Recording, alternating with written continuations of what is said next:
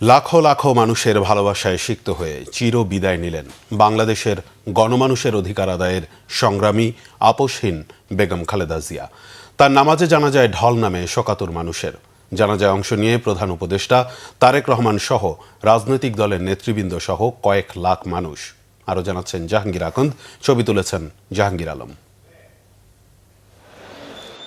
বিদায় বেগম খালেদা জিয়া, এক নিঃসঙ্গ শেরপা, স্বাধীনতার সার্বভৌমত্বের প্রতীক, গণতন্ত্র আর মানুষের অধিকার আদায়ের সংগ্রামীর অনন্তকালের পথে যাত্রা। লাল সবুজের পতাকা মোড়ানো বেগম খালেদা জিয়াকে বহনকারী অ্যাম্বুলেন্সটি যখন মানিক মিয়া এভিনিউতে পৌঁছায়, তার আগে থেকেই মানিক মিয়া এভিনিউ ছাড়িয়ে লাখো জনতার জনসমুদ্র ছড়িয়ে পড়ে আশপাশের কয়েক কিলোমিটার এলাকায়।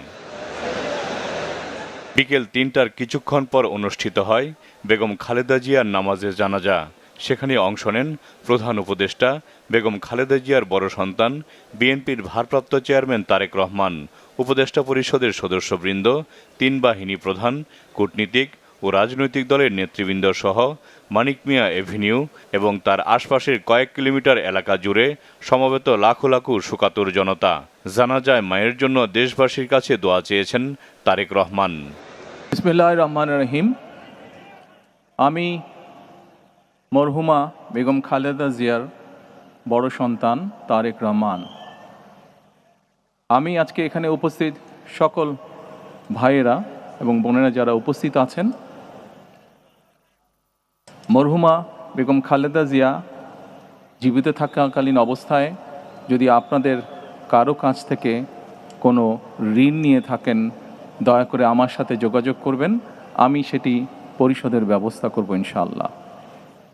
একই সাথে উনি জীবিত থাকাকালীন অবস্থায় ওনার কোনো ব্যবহারে, ওনার কোনো কথায় যদি কেউ আঘাত পেয়ে থাকেন, তাহলে মরহুমার পক্ষ থেকে আমি আপনাদের কাছে ক্ষমা প্রার্থী।